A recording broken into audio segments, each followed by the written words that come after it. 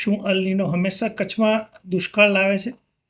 દર થોડા વર્ષોમાં આપણે અલ નીનો શબ્દ સાંભળીએ છીએ અને તરત જ દુષ્કાળની ચિંતા થવા લાગે છે. આ ચિંતા સ્વાભાવિક છે. અલ નીનો એ ભારતથી હજારો કિલોમીટર દૂર આવેલ ઉષ્ણકટિબંધીય પ્રશાંત મહાસાગરમાં થતી સમુદ્રના પાણીની અસામાન્ય ગરમીની એક કુદરતી ઘટના છે. આ વાતાવરણની વિશાળ પાયાની હિલચાલમાં ફેરફાર કરી શકે છે અને તેના કારણે ભારતના દક્ષિણ પશ્ચિમ ચોમાસા પર પણ અસર પડી શકે છે. સામાન્ય રીતે અલ નીનોના વર્ષોમાં ભારતમાં ચોમાસાનો વરસાદ સામાન્ય કરતાં ઓછો રહેવાની શક્યતા વધી જાય છે, પરંતુ અહીં એક મહત્વપૂર્ણ વૈજ્ઞાનિક હકીકત સમજવી જરૂરી છે. અલ નીનો એટલે હંમેશા દુષ્કાળ નહીં, અને ખાસ કરીને કચ્છમાં તો દરેક વખતે નહીં.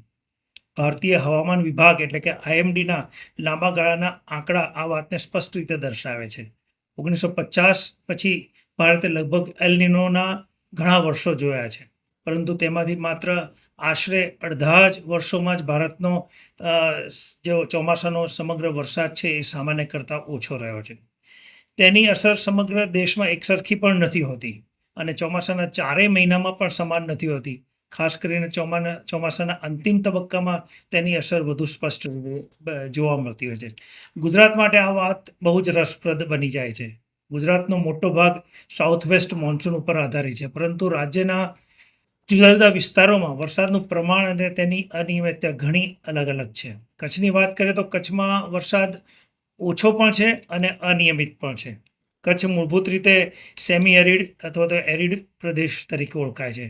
અહીં માત્ર વાર્ષિક વરસાદનું જે પ્રમાણ ઓછું છે એટલું જ નથી, પરંતુ વર્ષોથી તેમાં ખૂબ જ મોટો ફેરફાર પણ જોવા મળે છે. લાંબા ગાળાના વરસાદના આંકડાઓ દર્શાવે છે કે કચ્છમાં વારંવાર દુષ્કાળ આવ્યા છે, પરંતુ એક ખૂબ જ રસપ્રદ હકીકત એ છે કે આ બધા દુષ્કાળ એ અલ નીનોના વર્ષમાં આવ્યા નહોતા.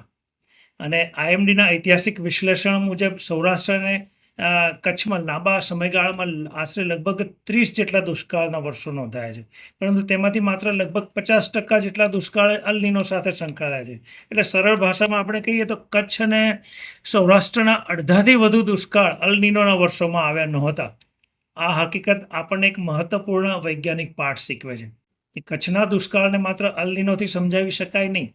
તો પછી કચ્છમાં દુષ્કાળ કોણ નક્કી કરે છે? તેનો જવાબ છે સમગ્ર ચોમાસાની વ્યવસ્થા. અલ નીનોના આ વ્યવસ્થાનું એક મહત્વપૂર્ણ અંગ છે કે અલ નીનો આ ચોમાસાના નું એક મહત્વનું અંગ છે, પણ એ એકમાત્ર કારણ નથી, એ મારે સમજાવવું છે. ભારતના ચોમાસા પર અનેક પરિબળો એકસાથે અસર કરે છે.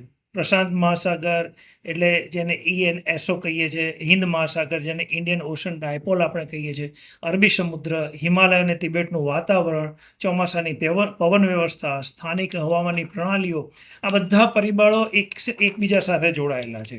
ઉદાહરણ તરીકે આપણે કહીએ તો જો IOD Indian ocean dipole system જે કીધી એ કેટલીક પરિસ્થિતિઓમાં એલ નીનોની નકારાત્મક અસરને પણ ઘટાડવામાં મદદ કરી શકે છે. એટલે કે અલ નીનો હોવા છતાં ભારતમાં ચોમાસું અપેક્ષા કરતાં સારું રહી શકે છે. આથી કોઈ એક વર્ષને માત્ર એલ નીનોનું વર્ષ કહીને તે વર્ષમાં દુષ્કાળ પડશે એવું નક્કી કરી દેવું એ વૈજ્ઞાનિક રીતે યોગ્ય નથી.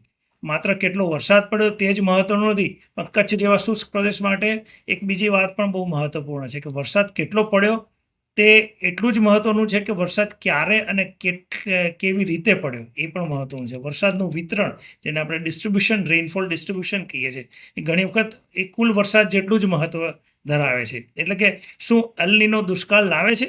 વૈજ્ઞાનિક રીતે વધુ સાચો જવાબ છે કે અલ નીનો ચોમાસું નબળું પડવાની સંભાવના વધારે છે, પરંતુ તે પોતે દુષ્કાળનું નિશ્ચિત કારણ નથી.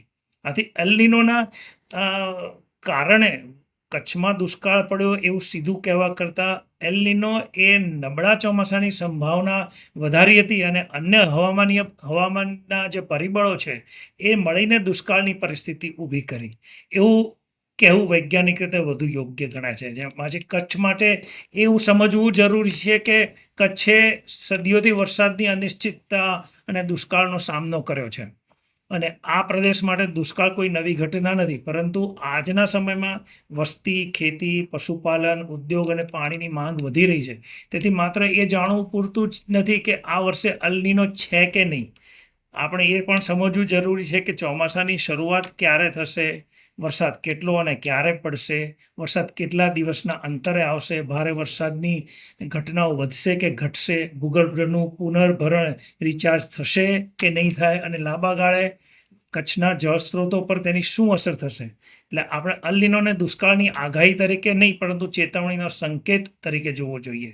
એલ નીનો એક વોર્નિંગ બેલ છે, પણ દુષ્કાળની આગાહી નથી. કચ્છ માટે સાચો પ્રશ્ન માત્ર આ નથી કે શું અલ નીનોના કારણે આ વર્ષે દુકાળ પડશે.